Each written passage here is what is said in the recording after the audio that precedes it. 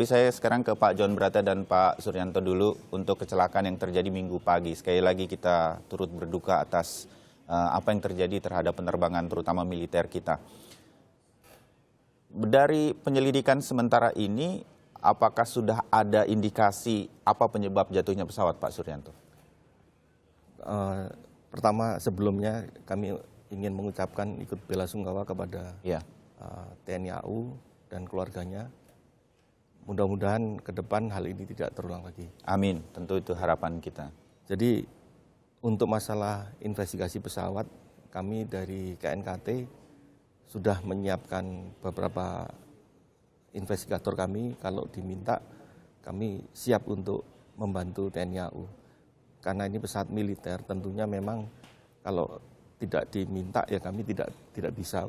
Tapi kalau masalah kita membantu itu nggak ada masalah, Pak. Jadi kita sudah menyiapkan 2 investigator kita untuk setiap saat berangkat ke Irian untuk membantu investigasi.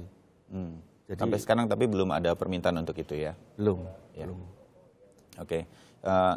Nanti kita akan kembali lagi mengenai apa yang terjadi di pesawat sebagai sebuah amatan saja.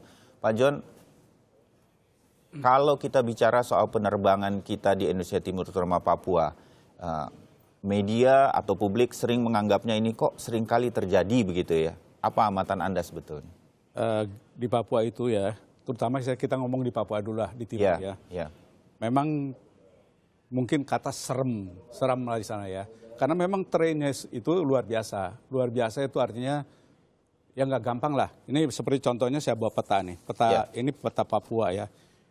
Anu pun susah, gunung-gunung tinggi dan landasan itu seperti Wamena sendiri ya. Itu elevasi dari runway-nya 5.000 meteran lah.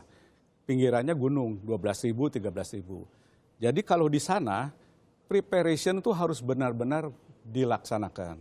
Terus jangan kita merasa, oh saya berpengalaman. Pilot tuh nggak ada yang berpengalaman.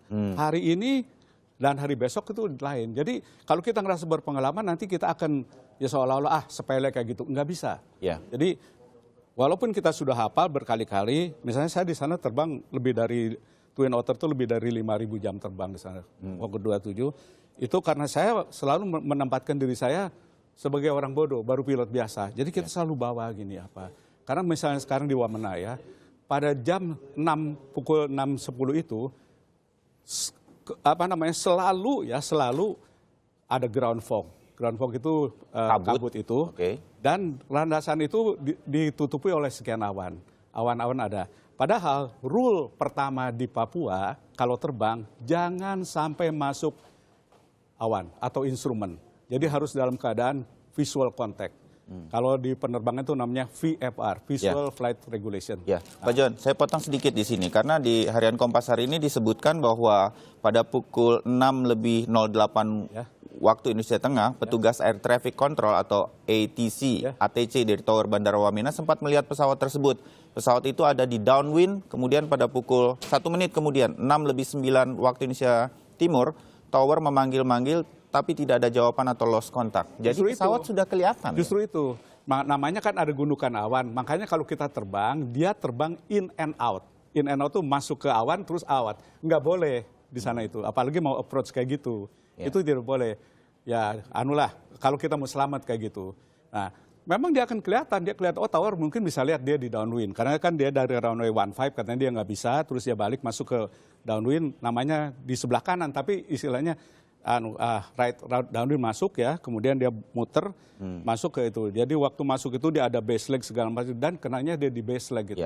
Kalau Pak John berada di posisi seperti itu, melihat situasi sendiri, kalau Pak John sebagai pilotnya, apa yang kemudian pilot harus lakukan paling tidak sebagai sebuah amatan? Balik kanan terbang. Balik kanan terbang. Ya, karena yang namanya return to base itu, return to base RTB, walaupun suka dimaki-maki orang, itu adalah prosedur yang halal. Dan harus kita lakukan, karena sesuai dengan persyaratan. Kalau nggak bisa, namanya kita manusia, kita pilot itu ada batas kemampuannya. Ya balik aja. Maka Pak John bilang ini bukan soal pengalaman, bukan apa, tapi mungkin lebih kepada disiplin. Untuk apa yang harus dilakukan. Sedikit saja sebelum kita tutup, Pak Suryanto, Bandara Wamena dalam catatan penerbangan militer beberapa kali memang terjadi kecelakaan begitu di sekitar Bandara Wamena.